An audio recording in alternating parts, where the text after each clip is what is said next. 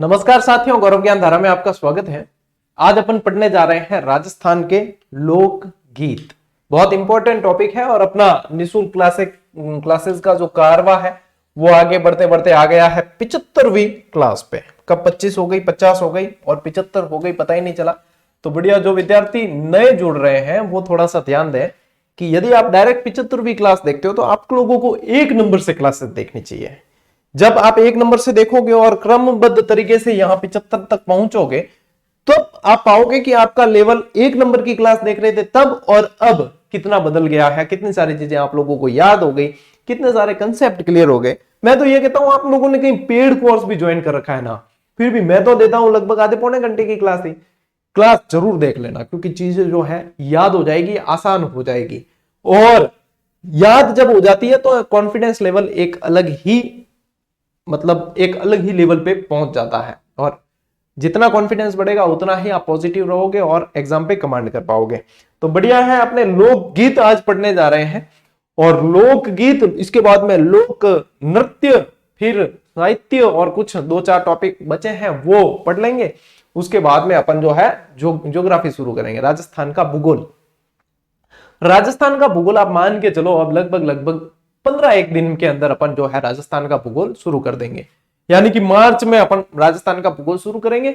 और मार्च में शुरू करेंगे तो समझो कि वो 1.5 से 2 महीने क्लास चलेगी भूगोल की, क्योंकि भूगोल बहुत व्यवस्थित तरीके से पढ़ेंगे जिले बदलने के बाद में। तो 1.5 से 2 महीने चलेगी, यानी कि मार्च चला गया, अप्रैल चला गया, मई का भी फर्स्ट वीक आप मान सकते हो। फिर अपने पास में मई माह में अपन जो है राजस्थान की राज्य व्यवस्था कवर कर लेंगे।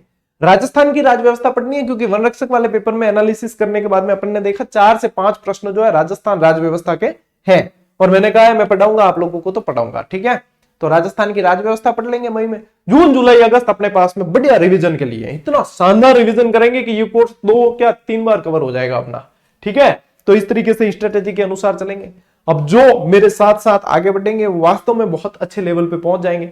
जो भटक गएंगे वो बाद में भटक के आखिर में यहीं पे आएंगे, फिर बाद में फिर कहेंगे कि हाँ सर हमने वहां जो है समय गवा दिया, अब जो है अब यहां से पढ़ रहे हैं। कई सारे ऐसे कमेंट आते हैं। चलो कोई नहीं, जैसे भी पढ़ना है पढ़ो लेकिन पढ़ते रहना, जैसे भी आगे बढ़ना है बढ़ो लेकिन बढ़ते रहना, ठीक है। तो ये है। और मुझे पता है 6 माह की रणनीति का बहुत विद्यार्थी इंतजार कर रहे हैं कि सर 6 माह की आपकी रणनीति बताओ, हमें आपकी रणनीति जाननी है, ये वो। तो देखो मेरा टाइम ही सेट नहीं हो रहा है बिल्कुल, क्योंकि इसके लिए समय चाहिए, इसके लिए बहुत व्यवस्थित वीडियो बनाना पड़ता है, समय चाहिए, एक एक पॉइंट जो है याद रख के बताना होता है विद्यार्थियों को, क्योंकि उसे वो फॉलो करते हैं और सिलेक्शन की तरफ बढ़ते हैं। मैं कोशिश करूंगा कि शनिवार को आप लोगों को ये वीडियो दे दूं। शनिवार को थोड़ा सा एक क्लास मेरी ऑफ रहती है, तो शनिवार को ये वीडियो दे दूंगा मैं, तो आप लोगों के लिए आसानी हो जाएगी और आप इससे बहुत अच्छी तरीके से समझ पाओगे कि हाँ आप कैसे बढ़ना है, ठीक है। 6 माह की बहुत बढ़िया रणनीति आप लोगों को बता दूंगा, ठीक है।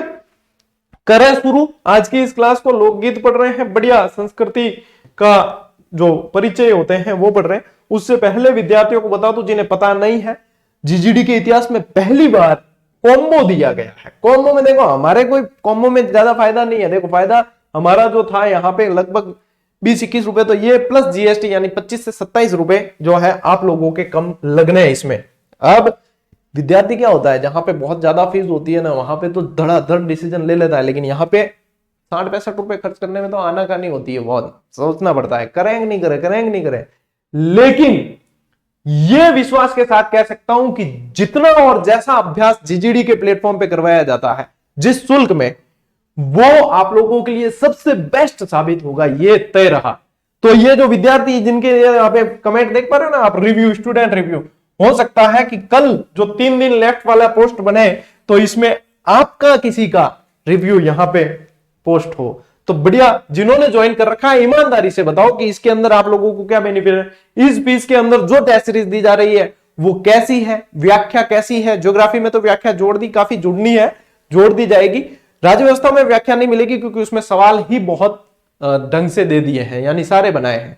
ज्योग्राफी के अंदर आप लोगों की व्याख्या कुछ टेस्ट में जुड़ गई, कुछ में जुड़ रही है, निरंतर जो है उनपे अपडेट हो रही है। तो ये कमेंट करके बताने, हो सकता है कल ये आप में से किसी का कमेंट यहाँ पे पोस्ट साथ में रिव्यू के रूप में हो, तो बताना ईमानदारी से, ताकि और भी विद्यार्थी जो इच्छुक है वो डिसीजन ले सके आप लोगों के कमेंट देख के कि हाँ वास्तव में सही चीज बता रहे हैं या ऐसे ही प्रचार है। ठीक है, तो वैसे प्रचार की अपने कोई आवश्यकता नहीं, 65 रुपए के लिए क्या अपन वो कहें, लेकिन ये 65 रुपए में जो विद्यार्थी अभ्यास करेगा, जो रणनीति का एक महत्वपूर्ण हिस्सा होता है, वो बहुत तबियत का अभ्यास उसके हो जाएगा। अभ्यास तो क्या मतलब पूरी ही इसके अंदर व्याख्या वगैरह बहुत शानदार चीज है। तो यहां पे डिसीजन आप लोगों को टाइम पे लेना है। फिर बाद में देखो डिसीजन लेने में आपने लेट किया और सोल्ड आउट हो गई, फिर मुझे मत कहना कि सर, क्योंकि जैसे भी अभी है ना, ये जब इनके ये पूरे हो जाएगी ऑफर के डेट, तब इसकी प्राइस इंक्रीज होगी, बढ़ेगी, कॉम्बो की प्राइस बढ़ेगी। तो कोशिश करो कि इस दरमियान ही लो, और इस दरमियान नहीं ले पाते हो तो महीने भर के अंदर अंदर तो ज्वाइन कर ही लेनी। महीने भर में डेफिनेटली ये सोल्ड आउट होने वाली है, और मैं अभी आप लोगों को ये चीज बता रहा हूं।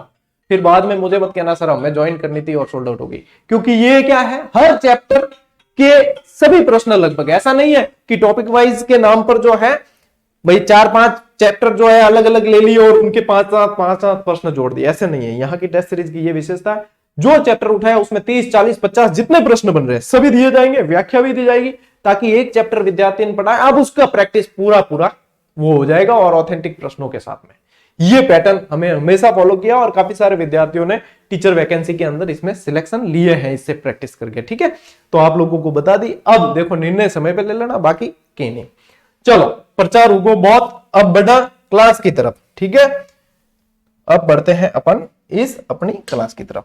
ठीक है, चलिए अब देखो अब क्या पढ़ने जा रहे हैं अपन, लोकगीत लोक संगीत, यानी कि कहीं ना कहीं लोकगीत या लोक संगीतों को कहीं किसी किताब में तो पढ़ा गया होगा, लिखा गया होगा, कोई ग्रंथ तो होगा इसका, कोई साहित्य तो होगा इसका। तो यहां पे आप लोगों को ध्यान रखना है सबसे पहले कि संगीत का सबसे प्राचीन ग्रंथ किसे माना जाता है।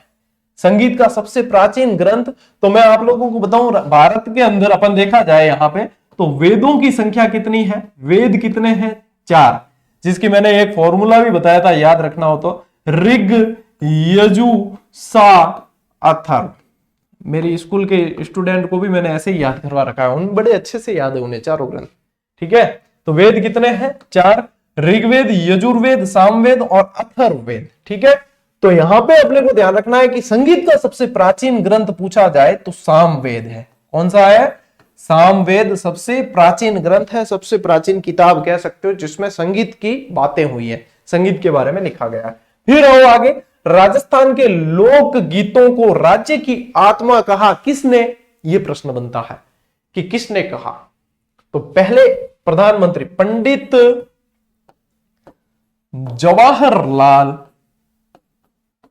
नेहरू के बारे में यह प्रश्न बनता है, पंडित जवाहरलाल नेहरू जी। ठीक है, नहर के पास रहते नेहरू जी।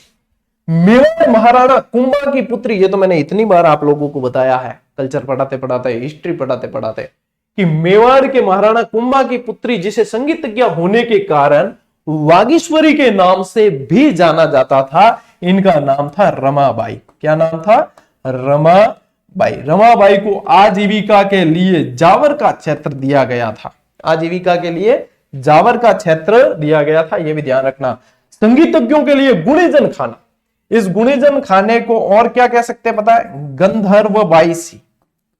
गंधर्व बाईसी, 22 की संख्या में ही सारे पढ़ा रखे हैं, याद हो तो, ध्यान ढंग से पढ़ा है मेरे से तो। ठीक है, गुणीजन खाने का निर्माण किसने करवाया, ये है, तो गुणीजन खाने का निर्माण करवाया सवाई प्रताप सिंह। सवाई प्रताप सिंह ने, संगीत प्रेमी था ये बहुत। ठीक है, ये भी ध्यान रखना, ये सीधे बनते प्रश्न। संगीत पर संगीत मीमांसा, सूढ़ प्रबंध, इस सूढ़ प्रबंध को आपको कई जगह सुधा प्रबंध भी लिखा मिलेगा, सुधा प्रबंध भी कुंभा का ही ग्रंथ है। ठीक है, संगीत हार, संगीत राज, ठीक है, संगीत राज, संगीत सार, ये सारे संगीत सार, ये सारे ग्रंथ किसने लिखे हैं यहां पे ये बताना है। मैंने और ग्रंथ बता दिए साथ साथ में आप लोगों को, तो ये कुंभा ने लिखे हैं, कुंभा के हैं, किसके हैं, कुंभा के ग्रंथ है। ठीक है, राजस्थान का राज्य गीत कौन सा है, ये भी सीधा सीधा बन सकता है, पशु परिचर के स्टूडेंट के लिए तो इंपॉर्टेंट प्रश्न है। तो राज्य गीत है भाई केसरिया वालम, केसरिया बालम, आओ नहीं पधारो हमारे देश। ठीक है, चलिए तो पहले शुरुआत अपन जो करते हैं वो केसरिया बालम से ही करते हैं। मैंने स्कूल लेक्चरर के बैच में भी इस पैटर्न से पढ़ाया था। क्यों? क्योंकि ये मेरी ही पुस्तक का पेज है, मेरी जो एटलस आई थी उस समय, अभी तो मार्केट में लगभग उपलब्ध नहीं है और इसे अपडेट भी करना है नए जिलों के अनुसार, लेकिन ये एटलस का ही पेज था जो 4 कलर में आई थी, रंगीन पूरी, और इतना तबीयत का काम किया था इसके अंदर। लेकिन स्टूडेंट इसको लेकर मुझसे नाराज थे, कारण ये कि मैंने इसका प्रचार नहीं किया, मैंने ये बताई नहीं, सिर्फ मार्केट में आ गई बस, ठीक है, ज्यादा बताई नहीं, तो स्टूडेंट को कहीं पता नहीं चला, इसलिए नाराज भी थे इस पुस्तक को लेके। इस बार जब भी आएगी ये अपडेट होके बिल्कुल बताऊंगा, ठीक है, टेंशन नहीं करनी। तो सबों पहला आप पढ़ा केसरिया बालम आओ नी पधारो मारे देश। ये जो है मांड गायकी में है, कैसा है? मांड शैली के अंदर कह सकते हो, मांड गायकी में कह सकते हो। केसरिया बालम जी पधारो मारे देश देश रे। इस तरीके से अपन ने बहुत बार सुना है इसे, तो ये अपन को ध्यान रखना है, केसरिया बालम, ठीक है। ये राजस्थान का राज्य गीत है, सबसे पहला प्रश्न तो यही बनता है, ठीक है। ये राजस्थान का रजवाड़ी गीत है, रजवाड़ी गीत है नहीं, बहुत जगह बजाया जाता है ये, ठीक है। राजस्थान में यह गीत मरु प्रदेश का प्रसिद्ध है। कहां पे? ज्यादातर देखोगे पश्चिमी राजस्थान के अंदर। मरु प्रदेश से क्या मतलब है? पश्चिमी राजस्थान, पश्चिमी राजस्थान का ये प्रसिद्ध है, ठीक है। तथा ये गीत प्रेमी के इंतजार में गाया जाता है। केसरिया बालम, बालम किन के वे? बालम यानी कि प्रेमी है, केसरिया बालम आओ नी पधारो मारे देश, ठीक है। इस गीत को पहली बार यदि पूछे किसने गाया तो मांगी बाई ने गाया। किसने गाया? पहली बार। अब देखो विद्यार्थियों के यहाँ कंफ्यूजन रहता है, गुरुजी हमने तो आजन अल्लाह जिलाई बाई पढ़ा है, गुरुजी हमने तो ये पढ़ा है, वो पढ़ा है, हमने तो गौरी देवी पढ़ा है, ये पढ़ा है। देखो पहली बार मांगी बाई ने गाया है, मांड गायकी का है, और सर्वाधिक बार यह कह सकते हो या सबसे ज्यादा प्रसिद्धि दिलाई वो हाजन अल्लाह जिलाई बाई ने दिलाई है। दोनों चीजें बड़ी क्लियर है और इसी तरीके से ध्यान रखना है। अब कहीं पे कंफ्यूजन होता है तो वहां पे करेक्शन कर लेना है कि ये पहली बार मांगी बाई ने गाया है और सर्वाधिक बार हाजन अल्लाह जिलाई बाई ने गाया है, तो ये कंफ्यूजन अब वापस आप मुझे दोबारा तो नहीं पूछेंगे। प्रसिद्धि किसने दिलाई? तो हाजन अल्लाह जिलाई बाई। पहली बार कौन गायो? मांगी बाई गायो है। ये प्रश्न बनते भी है, ठीक है। तो ये इस तरीके से ध्यान रखना है। केसरिया बालम आओ नी पधारो मारे देश। अगला और इंपॉर्टेंट, यहां पे लगाओ इंपॉर्टेंट। अब ये इंपॉर्टेंट क्यों है मैं बताऊं, क्योंकि ये प्रश्न बहुत बार बना है। झारोवा या इसे जोरावा भी कहते हैं। क्या कहते हैं? जोरावा भी लिखा मिलेगा। प्रश्न क्या बनता है पता है? ये जोरावा या झारोवा गीत किस क्षेत्र के यानी कहां गाए जाते हैं, ये प्रश्न सीधा सीधा बनता है। तो जैसे जहाज, जैसे झंडा दोनों आते हैं पास पास, और जैसे जोरावा और जैसे जैसलमेर। तो ये जोरावा गीत आपको पूछे डायरेक्ट क्या याद रखना है कि ये जैसलमेर का है। कहा? जैसलमेर के अंदर। फिर पूछे कि ये कैसा गीत है, तो ये कैसा है? प्रेमी के वियोग में, विरह गीत है ये। वियोग जहां आ जाए वहां पे क्या होती है? विरह व्यथा होती है। यानी एक प्रेमी है तो क्या प्रेमिका भी होगी? एक जन पूछियो सवाल, क्या गुरुजी प्रेमी के लिए क्या प्रेमिकन गए? तो प्रेमी किनो है? तेरो प्रेमी है क्या? प्रेमी है तो प्रेमिका ही तो गाएगी। क्या प्रेमी के लिए प्रेमी भी गा सकता है? आजकल कलयुग है। अरे डोपा, प्रेमी प्रेमिका ही गाय। कलयुग का गीत कौन है? ए तो संस्कृति, कला संस्कृति है, पुराने समय गाते हैं। आजकल कौन गाता है गीत? तनावे के गीत गानो प्रेमिका वास्ते कौन गा सके? है पहली नजर में कैसा जादू कर दिया, आजकल तो ये गाते हैं। ये कोई फिरे गीत है? कौन है? संस्कृति के परिचय थोड़ी है ये, संस्कृति के परिचय तो ये है, ठीक है। देखो प्रेमी के वियोग में गाया जाने वाला यह गीत जैसलमेर का प्रसिद्ध है। कहां का प्रसिद्ध है? जैसलमेर। सीधो सीधो प्रश्न बने कि झारोवा या जोरावा गीत कहां के प्रसिद्ध है। मैं कह रहा हूं ना, इंपॉर्टेंट लगा देना, सीधे सीधे बनते। जैसलमेर, ठीक है। वो याद मुमल, मुमल भी जैसलमेर। मुमल, महेंद्र मुमल की तो कहानियां जैसलमेर के अंदर की है। अपन चित्रकारी में भी पढ़ेंगे इन्हें, ठीक है। चित्रकारी, हाँ चित्रकला भी तो पढ़नी है अपन को, हाँ चित्रकला के अंदर भी पढ़ेंगे। मुमल जैसलमेर के लोद्रवा की राजकुमारी थी। कहां की? लोद्रवा की राजकुमारी थी, और इसकी इतिहास की प्रेम कहानी है। इस गीत में मुमल का नक्सिक वर्णन किया गया है। ये नक्सिक क्या होता है? नया टापर घना जाना पड़े, 10वीं 12वीं पास करियो ना। नक्सिक होता है, आपने तो वैसे जो नए तो जुड़े हैं उन्होंने तो अभी अभी हिंदी साहित्य वगैरह पढ़ के आए होंगे, ऐसे बहुत बढ़िया उसमें तो रस होते हैं। तो नाखून से मतलब सिर से नाखून तक होता है। मैं नाखून से सिर लिख रहा हूं, कोई गलती मत निकाल जो रहे गुरुजी, सिर से नाखून तक होता है। नख सीख पहला आया अपन यही लिखदा रहे, नख से लेकर शिखर तक, ठीक है, नख सीख, नाखून से लेके सिर तक, सिर से लेके नाखून तक, जहां भी करो रहे वर्णन करना है, ठीक है। सर्वाधिक जैसलमेर में गाया जाता है। कहां का है? मुंबल और जारोवा दोनों के दोनों कहां के हैं? ये दोनों के दोनों जैसलमेर के। हाथों हाथ याद, ठीक है। अब आगे गोरबंद नखराल, ठीक है। गोरबंद, गोरबंद क्या है? वैसे ऊंट का श्रृंगार गीत है ये। क्या है? ऊंट का गहना भी है, इसे ऊंट का आभूषण,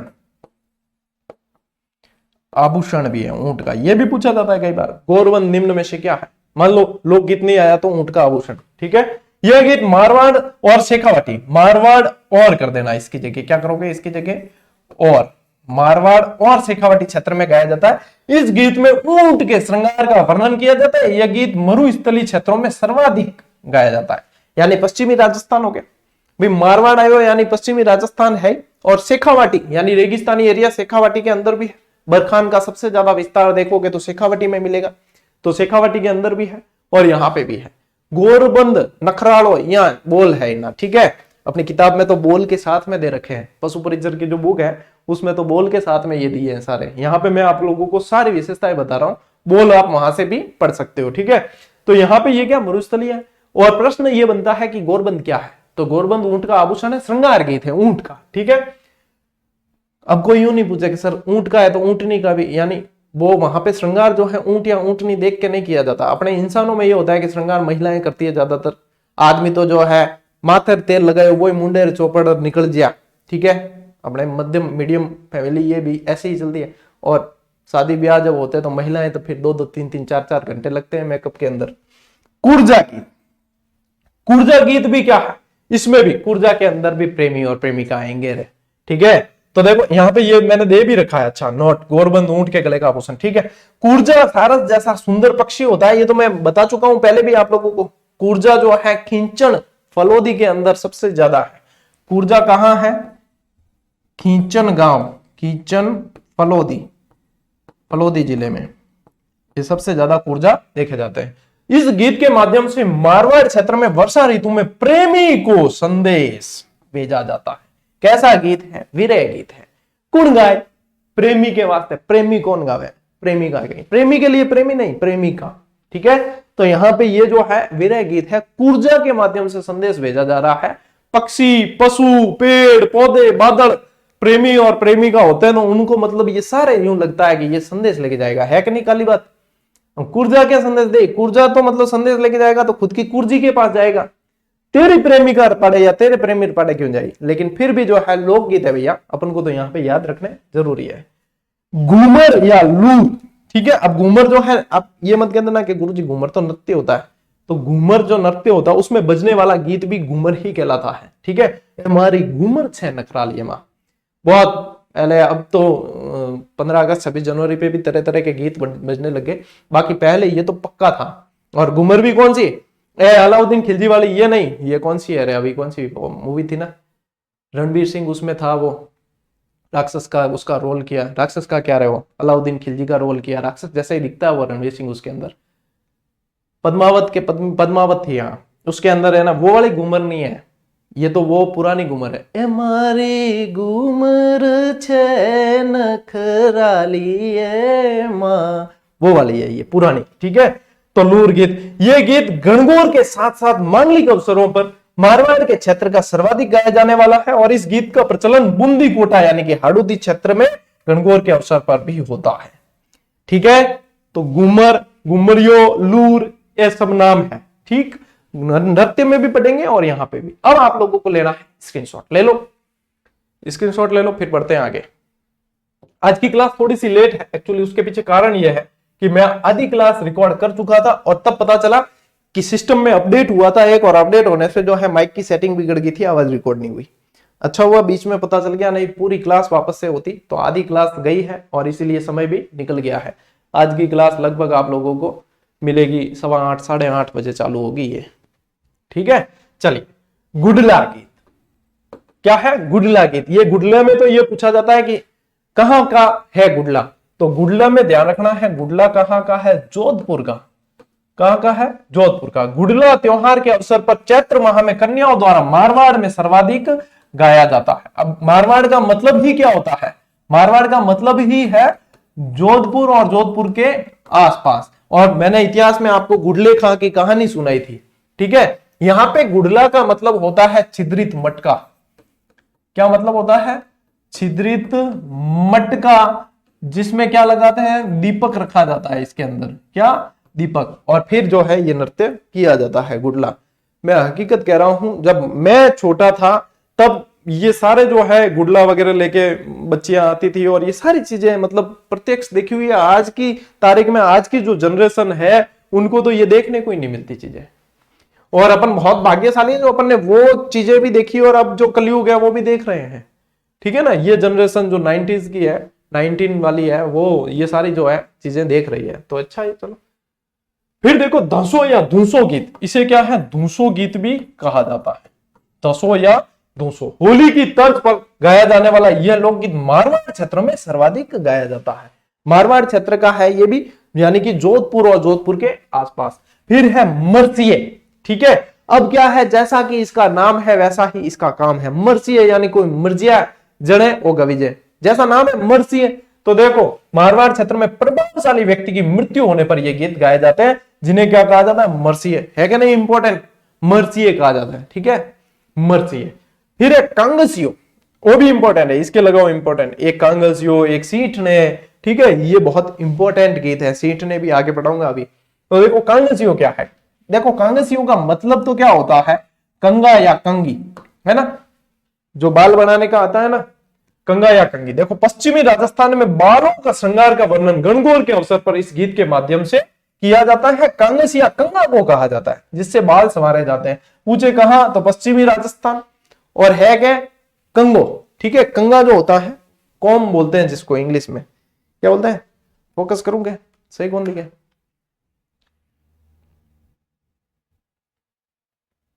ये होता है कंगा, ठीक। लोकगीतों में यही ऐसे ही याद रखने हैं। देखो एक तो क्षेत्र याद रखने लोकगीतों के अंदर, और यदि उसमें कोई स्पेशल है। देखो ओलियू या कोयलड़ी, ओलियू का मतलब क्या होता है? याद। ये याद, ओलियो, विरह गीत, ये सब किसके किसके, मतलब ये सीधी सीधी बात है कि जिन नई नई हगई बीजी ओड़ी बनी या कहीं कहीं संबंध किया है नया नया, उनके ये काम है। अब ध्यान है कि जो पन्नियोड़ा है 5-7 साल निकल गया बाने, तो क्या ओली ओलियो की गावे कौन? क्या हाँ जाना है, ठीक है, अच्छे से रह के आना, ठीक है।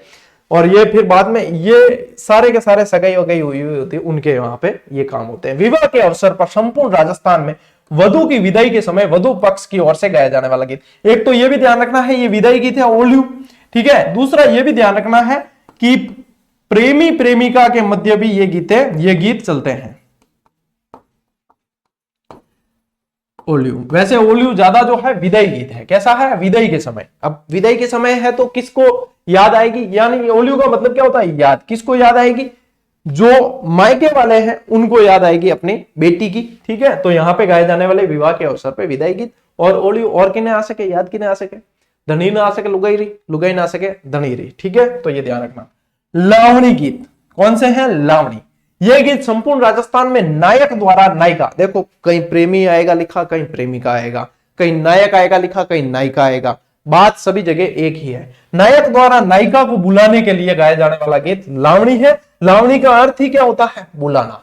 श्रृंगारी तथा भक्ति संबंधी लावणियां अधिक प्रसिद्ध है। इनके अलावा राजस्थान में भ्रतरी, मोरध्वज, सेऊ समन की लावणियां भी प्रसिद्ध है। यानी कि भक्ति गीतों के अंदर तो ये लावणियां प्रसिद्ध है, यानी बुलाना होता है, देवताओं से संबंधित भी है। और ये लावणियां जो है नायक नायिका को बुलाने के लिए भी लावणी गीत गाता है, ठीक है। चलिए आगे बढ़ते हैं। पावना। पावना गीत, पावना का मतलब क्या होता है? देखो मेहमान भी होता है, और क्या होता है? जमाई राजा। और क्या होता है? जमाई राजा, ठीक है। और दामाद तो यहां लिखा हुआ ही है। दामाद के ससुराल आने पर स्त्रियां भोजन करवाते सख्त पावना गीत गाती है। भोजन करवाते वक्त गाती है। और एक अपा यूं भी पावना रो हुणियोड़ो है क्या? एक बार आओ ने जमाई जी पावना, एक बार आओ ने जमाई जी पावना, थाने सासू जी बुलावे घर आ जमाई लाड कलो, ऐसे गीत तो बहुत है, मतलब ये तो बहुत इंटरेस्टिंग गीत है सारे के सारे। जब आप लोक संस्कृति के गीत सुनो आपकी टेंशन वेंशन सारी चली जाती है। तो ये जो है कौन सा गीत है, पावड़ा। फिर देखो कागा, कागा का अर्थ क्या होता है, कौवा। और भी देसी मारवाड़ी में बोलो तो क्या, हाडो, हाडे रे बहनो और डाली रे भागणो वो, ठीक है। ये वही समझेंगे जो पक्के मारवाड़ी है। बाकी के समझ नहीं आया तो मत कहना गुरुजी मेरे समझ को नहीं, क्योंकि ये समझ नहीं भी आया तो कोई बात नहीं। ये समझना है कि कागा का अर्थ होता है कौवा।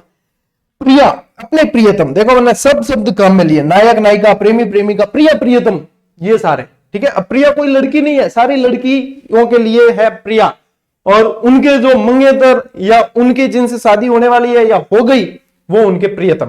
प्रियतम के आने का शगुन मानती है तथा कौवे को प्रलोभन देकर उड़ने को कहती है, या फिर कौवे को मतलब माध्यम बना के बुलाने के लिए भी कहती है। कौन सा गीत है, बोल, उड़ उड़ रे मारा काला रे कागला, जग मारा पीयूजी घर आजी। पीयूजी यानी प्रियतम, ठीक है। पिया, अब तो वो गीत भी आपने सुना, बोली हमारे पिया गए सन, वो कौन सा, हमारे पिया गए रंगून, वहां से किया है टेलीफोन। उसकी तो गीत आवाज राग ही ऐसी है, ठीक है। पिया की याद सताती है, नाक में गया हुआ गीत है। ले स्क्रीनशॉट। चलो भाई, राती जगो करा, राती जगा, राती यानी कि रात को जगना, ठीक है। रात को जागना यानी कि क्या होगा, जागरण होगा, ठीक है। इसे कहा जाता है राती जगा। शुभ अवसर पर मनोती मनाने पर रात भर जागकर देवताओं की याद में गाया जाने वाला यह गीत राती जगा है। राजस्थान में यह माना जाता है कि राती जगा देने पर देवी देवताओं की मनोती पूर्ण होती है। यानी कि ये कोई क्षेत्र विशेष नहीं है, सभी जगह होते हैं राती जगह। जो रात को भजन संध्या वगैरह होती है वो राती जगह है, रात को जगना है, ठीक है, देवताओं के लिए। हरजस, हरजस भी देवताओं से रिलेटेड यानी कि भक्ति गीत है। कैसे हैं, भक्ति गीत, भक्ति गीत है, ठीक है। इस लोकगीत में रामकृष्ण की लीलाओं का वर्णन किया जाता है। आओ आगे, कुकड़ी गीत। कुकड़ी यानी कि सुबह होगा। कुकड़ी का मतलब क्या पता, मुर्गा कब बांग देगा, मुर्गे ने क्या कुकड़ो, और मुर्गे की पत्नी कुकड़ी, ठीक है ना। तो कुकड़ी गीत यानी कि मुर्गा बांग देगा तब। तो ये कैसा है, यह जागरण का अंतिम गीत होता है कि अब सुबह हो गई भाई, अब तो बजनी थे, उठो सारा का सारा, ठीक है। तो ये है रात्रिकालीन जागरण का अंतिम गीत होता है। इनके अलावा कुकड़ी गीत यानी कि अब तो सवेर हो गई है, ठीक है। विनायक गीत, विनायक का मतलब होता है गणेश जी, गणेश जी, ठीक है।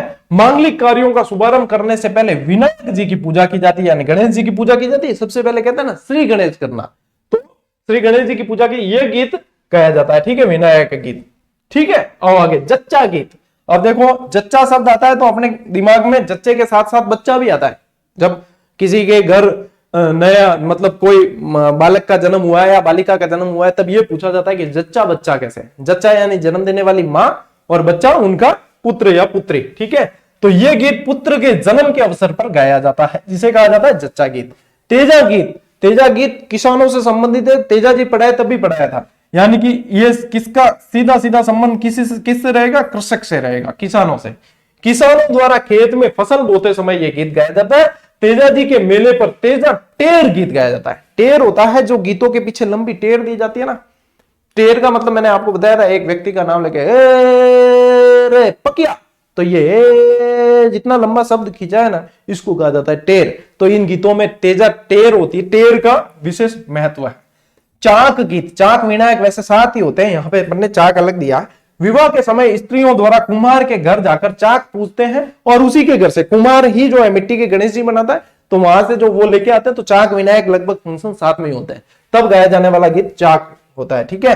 फिर देखो फलसड़ा, विवाह के अवसर पर अतिथियों के आगमन पर ये गीत गाए जाते हैं, जिन्हें कहा जाता है फलसड़ा। पीठी या उबटन, और आज की तारीख में इसे एक फंक्शन दे दिया गया करार, जिसे कहा जाता है हल्दी, ठीक है।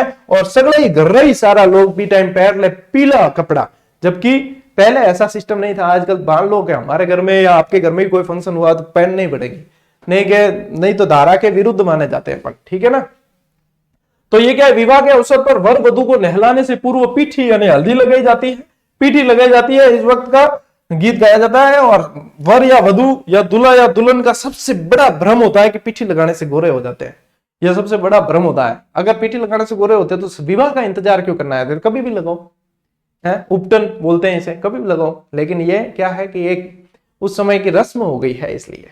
चलिए, काजल योग। काजल योग का मतलब ही है काजल, ठीक है। क्या होता है, काजल। काजल योग गीत गाया जाता है कब, विवाह के अवसर पर वर की आंखों में भाभी द्वारा काजल लगाया जाता है, उस समय काजल योग गीत गाया जाता है। घोड़ी गीत, अब घोड़ी चढ़ेगा कब, वर निकासी के समय, वर यात्रा यानी कि बारात, वर निकासी के समय यह गीत गाया जाता है, जिसे कहा जाता है घोड़ी गीत, यानी कि मांगलिक अवसरों पे। ले भाई स्क्रीनशॉट, स्क्रीनशॉट ले और नेक्स्ट स्लाइड की ओर बढ़ो। देखो, उम्मीद है कि आनंद आया होगा आज की क्लास में आपको बड़ा। वैसे संस्कृति पढ़ते हैं तो आनंद आना ही चाहिए। जब संस्कृति अपन ने पढ़ी है, लोक संस्कृति, और आनंद नहीं आया तो फिर क्या। जला, जलाल या जलाया, यहां पे ये है वधु पक्ष की स्त्रियों द्वारा बारात। बारात को हिंदी में क्या कहते हैं पता है, वर यात्रा।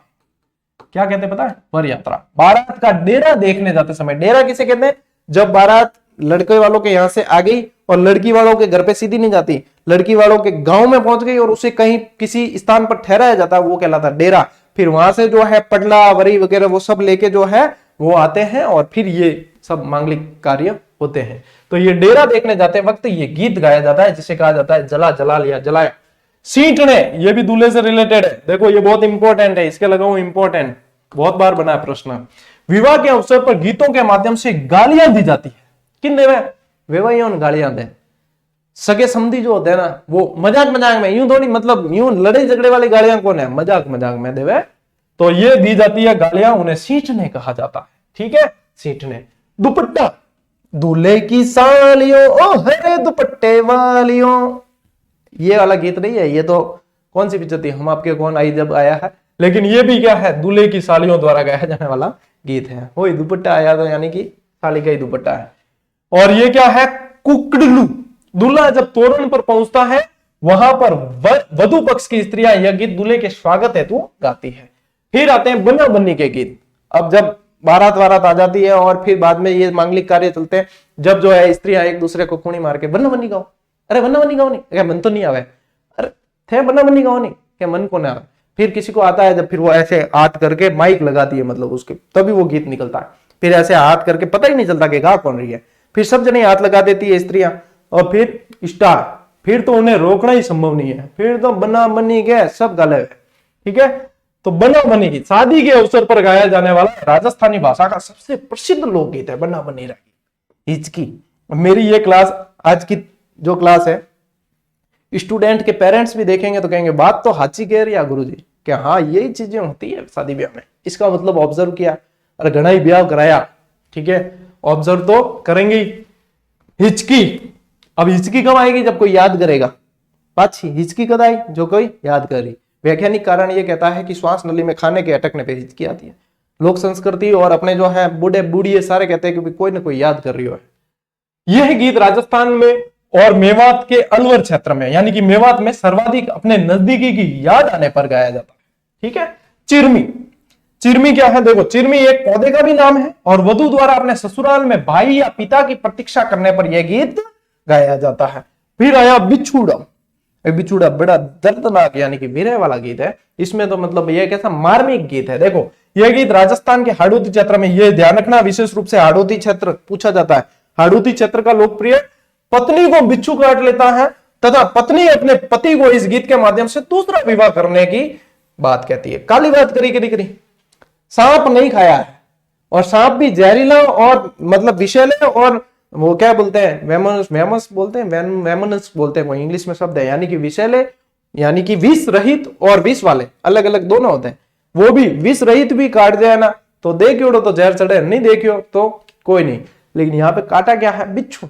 बिच्छू काटने पे इसने सोचा मैं तो मर जाऊंगी, आप दूसरी शादी जरूर कर लेना। अरे तेरे जाने के बाद में लारे थोड़ी देखियो कि दूजी कर रही नहीं कर रही, ठीक है, कंडीशन अप्लाइड है, लेकिन यहाँ पे बिच्छू काटने से मरेगा नहीं, हॉस्पिटल जाना है। पहली बात, बिच्छू काटने से दर्द तो बड़ा खतरनाक होगा, लगेगा ऐसे कि मर जाएंगे, लेकिन मरते नहीं बिच्छू काटने से, ठीक है।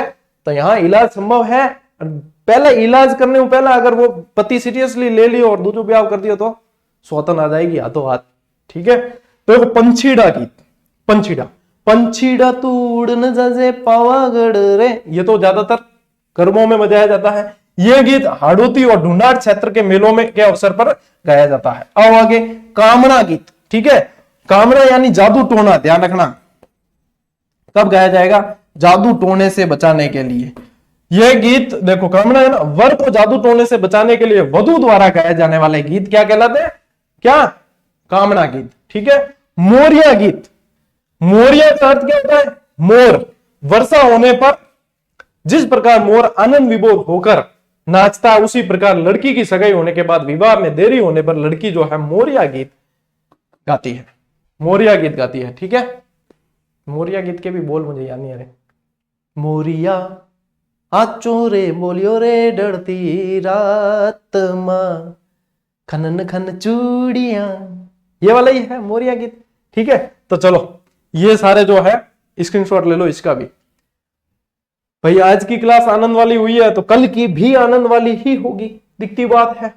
ठीक है, और ये बता दिया आप लोगों को ज्वाइन कर लेनी है टाइम पर, बाद में फिर टाइम खोटे किया तो ठीक नहीं है। और ये बाकी की भी देखो पशु परिचर की ये हाईलाइट की हुई है, बाकी फर्स्ट ग्रेड सेकंड ग्रेड सारी चल रही है। और कुछ विद्यार्थी पूछ रहे थे कि सर ये स्कूल व्याख्या था और ये नए जिलों के अनुसार अपडेटेड है क्या, बिल्कुल नए जिलों के अनुसार अपडेटेड है। ठीक है, ज्वाइन करके अभ्यास शुरू कर सकते हो। तो बढ़िया, आज की क्लास कैसी रही बताना, और टेस्ट सीरीज के ये कमेंट करने हैं, उनमें से कोई भाग्यशाली आपका कल वाली जो है ऐड बनेगी, कल वाली जो पोस्ट बनेगी 3 दिन लेफ्ट वाली, उसके अंदर पिन होके आएंगे, यानी कि उसके अंदर आप लोगों को स्थान मिल सकता है। ठीक है, चलिए साथियों मिलते हैं अगली क्लास में, अगले वीडियो में, तब तक के लिए राम राम, जय हिंद।